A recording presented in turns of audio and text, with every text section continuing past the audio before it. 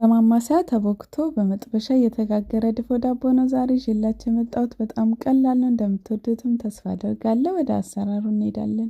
መጀመሪያ አንድ የሾርባ ማንኪያ እርሾ፣ አንድ የሾርባ ማንኪያ ስኳር፣ አንድ የውሃ ብርጭቆ ውሃ እንጨምራለን። ውሃው ትንሽ ለብ ያለ ቢሆን ቆንጆ ነው።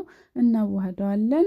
ከዛ ከድነነው አንድ 5 ደቂቃ እናስቀምጠዋለን። እንዲህ ማድረጋችን ግዴታ አይደለም፣ ግን እርሾ እንዲህ ካዘጋጀነው ሊጡ በቀላሉ ኩፍ እንዲል ይረዳዋል። ዱቄት 2 ብርጭቆ ከግማሽ፣ ጨው 1 የሻይ ማንኪያ አድርገን በማማሰያ ለስለስ ያለ ሊጥ አድርገን እናቦካዋለን። በማማሰያው ስናሸው ሊጡ ለስለስ ይልልናል። ከድነን ለ1 ሰዓት እናስቀምጣለን። እስከዛ መጥበሻችንን ትንሽ ዘይት እንቀባለን። ከዛ እንደዚህ ዙሪያውን እንቀባዋለን። ጥቁር አዝሙድና ነጭ አዝሙድ ንስንስ እናደርግበታለን። ሊጣችን ሲቦካለን ከዛ እንመልሰዋለን። እኔ በእጄ የመለስኩት ያው ሊጥ ሳቦካ በእጄ መመለስ ደስ ስለሚለኝ ነው። የቦካ ሊጥ በእጃችሁ መነካካት የማትፈልጉ ከሆነ ደግሞ ልክ እንዳቦካ ነው በማማሰያ እንደዚህ መመለስ ትችላላችሁ። ከዛ አዘጋጀነው መጥበሻ ላይ እንገለብጠዋለን። ከዛ እጃችን ላይ እንዳይጠባበቅ ትንሽ ዘይት እናደርግና ሊጡን ጠፍጠፍ እናደርገዋለን። ሊጡን እንደዚህ ከጠፈጠፍን በኋላ ከላይ ጥቁር አዝሙድና ነጭ አዝሙድ ነስነስ እናደርግበታለን። ከዛ እንዳይራገፍ እንደዚህ ጫን ጫን እናደርገዋለን። አነስተኛ ሙቀት ላይ አድርገን እንከድነዋለን።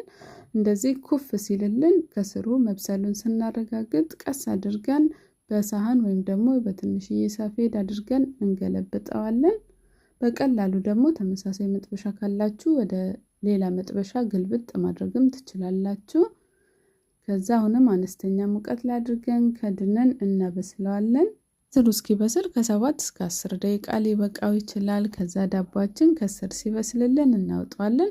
ከበሰለ በኋላ ረጅም ሰዓት መጥበሻ ላይ እንዳይቆይ ዳቦአችን እንዳይደርቅብን፣ ያው ዳቦ ቀዝቀዝ ሲል ደስ ስለሚል ወዲያው በጨርቅ ጠቅለል እናደርገዋለን። በጨርቅ መጠቅለላችን የሚጠቅመው አንደኛ አያልበውም፣ ሁለተኛ ዳቦ በደንብ ለስለስ ያለ ሶፍት እንዲሆን ያደርግልናል።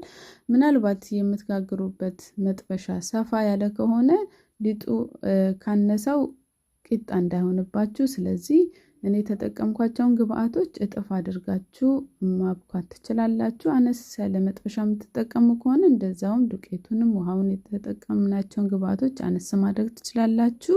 ዛሬ ቪዲዮ ይህንን ይመስላል። እንዳያችሁት በጣም ቀላል ዳቦ አሰራር ነው። ውስጡ በጣም ለስላሳ፣ ጣዕሙን በጣም ነው የሚጣፍጠው። ባሲዛችሁ ደስ ይለኝ ነበር፣ የሩቅ መሆናችሁ ነው እንጂ እና ሰርታችሁ ብሉ። በተለይ ላጤ ከሆናችሁ ራሱ ከሀገር ውጭም ሀገር ውስጥም ያላችሁ ቤተሰቦቼ በጣም ቀላል ነው። ድፎ ዳቦ አምሯችሁ ለምን ይቀር፣ እንደዚህ በማማሰያ ማስላችሁ ጋግሩ። ላለው ስለምትከታተሉኝ ከልብ አመሰግናለሁ። አስተያየታችሁን ጻፉልኝ። የምሰራቸው አዳዲስ ቪዲዮዎች እንዲደርሳችሁ ዳይስ ኪችንን ፎሎ ማድረግ አትርሱ። በሌላ ስራ እስከምንገናኝ ቻው።